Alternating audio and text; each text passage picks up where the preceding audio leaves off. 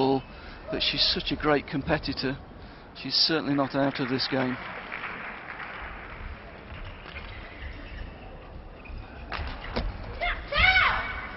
That's a good return. Very good. Service over. 11. That the Japanese 9. pair have the advantage as Interval. they change ends. Change. End. Yeah, and we saw, I think, there that short, quick return down to the side of the court. Du Jing really struggling to push off and put weight quickly over that right knee. She looked very awkward trying to get down quickly to the side of the court there. Just illustrating your point, Jill.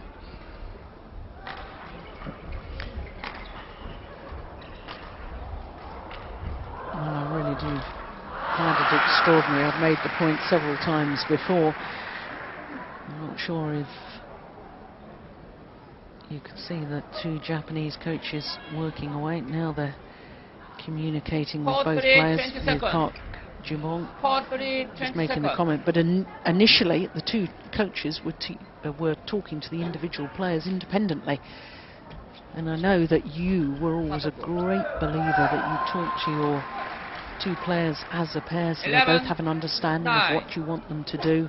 Maybe a little word of encouragement to one, but it does seem very much a trend to have two coaches come on and talk to the two players independently. Yes, personal preference, I guess, as a coach, but I like both players to hear what's being said to both of them. I like them to have a clear understanding of what both their roles are, not just their own role. It is a team game. And I think it's important that they communicate together as well.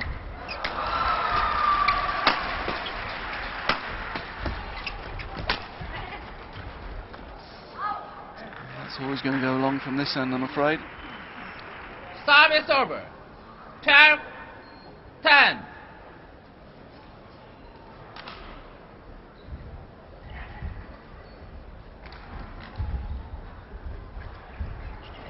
That's a better serve.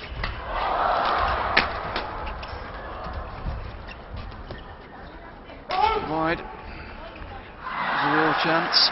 Service over. 11. 12. And again, it's classic Du Jing, really. I mean, we've been talking a lot about the shortcomings and the problems they've got as a combination.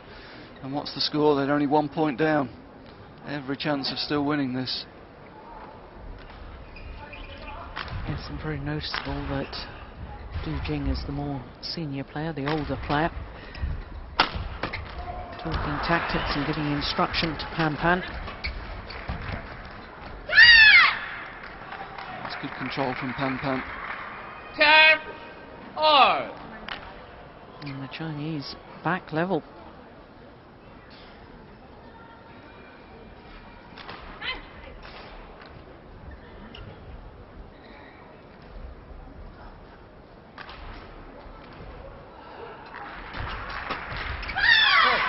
Yeah, that's good.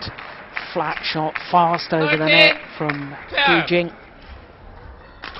It's just that difference, isn't it, Jill? When she's a bit deeper in the court and she's got time to see it, gets into a better position, and then she's still very, very dangerous from that mid-court and rear court when she's got time on the shuttle.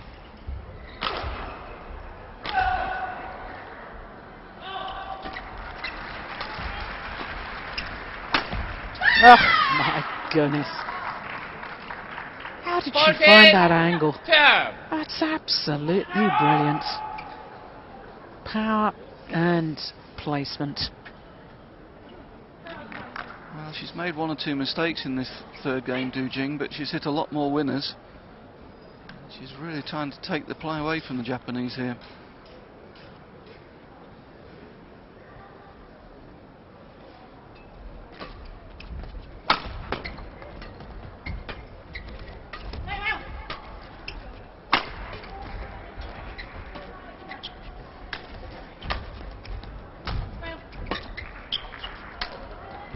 From the rear court again. There's the change of pace coming. Well, the shuttle got deflected by the net court. 13. 14. But Du Jing did seem to stumble forward. Yeah, she seemed to limp away from the net there. She's certainly favouring one leg at the moment. Arm strapped as well.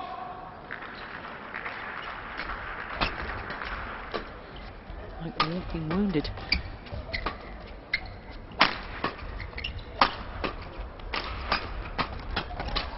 That was a good interception. Yeah, set up the rally. Service over. Yeah, makes such a difference there. 13. Du Jing able to cut the shuttle off in the front court. That means Pam can move up the court. Here the interception, that means Pam's coming forward. She's got time for the next shuttle. Uses it to good effect. 2:06.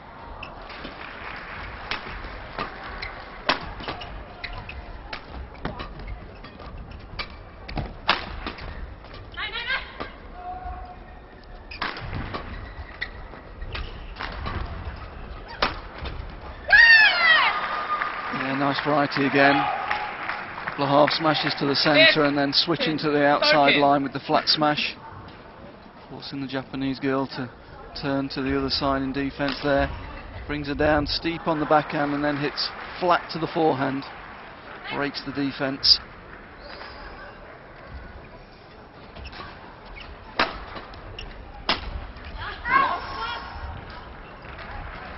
A real chance. That flat smash to the forehand side from Pam, setting Du Jing up nicely. Fortunately, whacked it out the side. Yeah, Park Ji-won looks a worried man at the moment, doesn't he? Well, I think you can see that Du Jing's been able to take the initiative in this game. It's Du Jing that's dictating the play at the moment. It's obviously a dangerous situation for his pair. Yeah, she's the pivotal player on court. Either she's hitting winners or she's hitting errors. Yeah.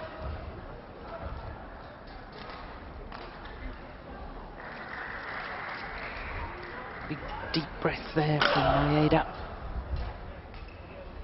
Well, she's not served very well in this match.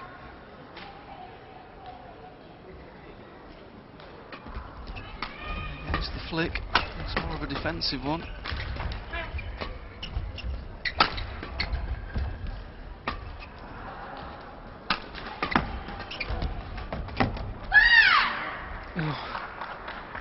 Well, the frustration from Suetsuna. 14. Not sure it needed to be that tight to the net, did it? No, that was a big mistake. It was a poor block from Pan, blocking straight there off balance. Yeah, but there was a huge gap across court. All she had to do was get it over and in, and it probably would have been the winner. Yeah, Du Jing struggling to get down there. Right side. Oh yeah, she can't lunge over that right leg anymore.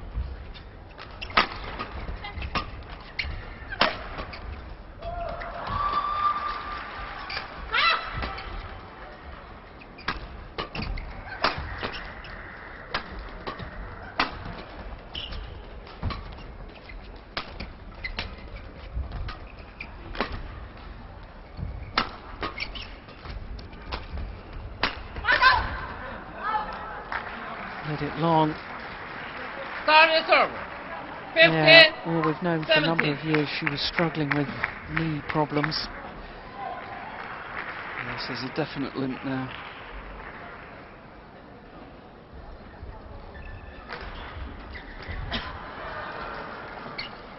In that rally where she had to come in and take that short shot at the net, she had to use a running step. She couldn't use a lunge on the end.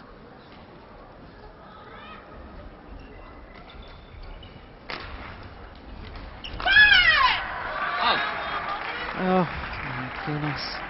It's going to come back and haunt them in this match. 15. Real frailty on service from the two Japanese girls.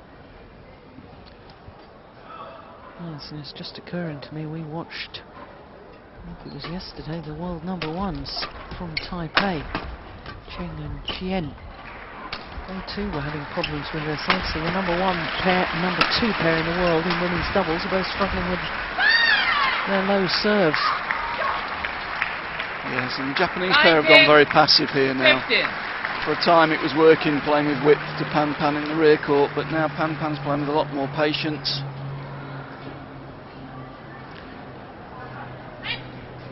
And I'm afraid that's not good enough. You have to take the initiative to win now at ladies doubles, as you were saying earlier, Jill. Service over. 16, 19.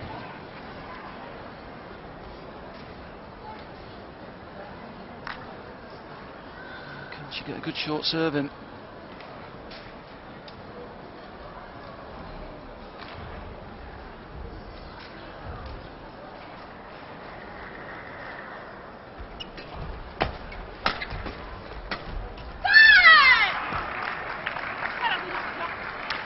Now 4 match points Let's go.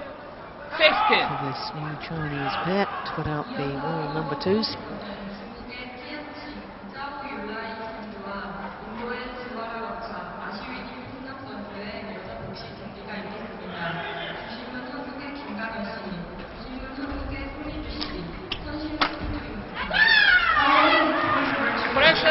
Oh, well, the umpire has overruled the line judge. I have to say, I did think it was wide, but the Chinese pair were already celebrating.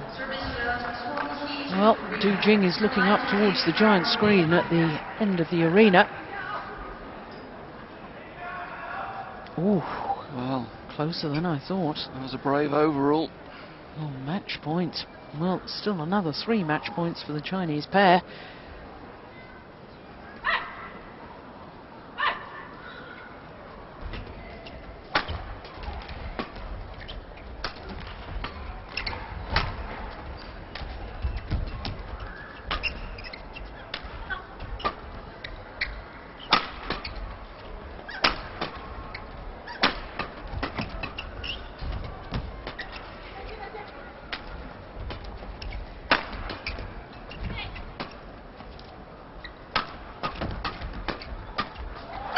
This time, so that overrule actually becomes academic because the Chinese pair of Du Jing and Pan have put out the number 2 seeds from Japan on their second match point opportunity.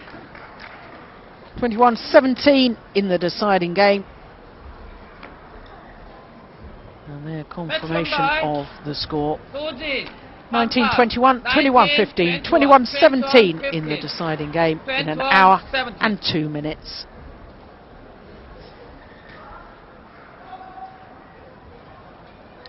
Well, there were times, Ian, where I found it quite bewildering how passive the Japanese pair are, but that is their style. But sometimes, I have to say, I just want to urge them to take more risks and try and get on the attack a little bit more. Yes, I mean, I think it's okay being defensive, because at times they were very constructive with the defence, using good width and then stepping up and trying to use the space in the forecourt and the mid-court. But at the end of that game they just went passive. They were just hitting the shuttle back rather than being constructive. Well, there you can see they've taken their place in the semi-final, and it's possible that, looking at that, we could have 4 Chinese pairs in the semi-final stage. Well, Ian and I were talking earlier about the strength in depth of Chinese women's doubles players, and now they've mixed all these women's doubles pairs around. They seem to have got 4 even stronger pairs. Yes. Certainly the final last week in Malaysia was a very, very high level. It's going to be a difficult job for the other countries to take medals off them in London next year.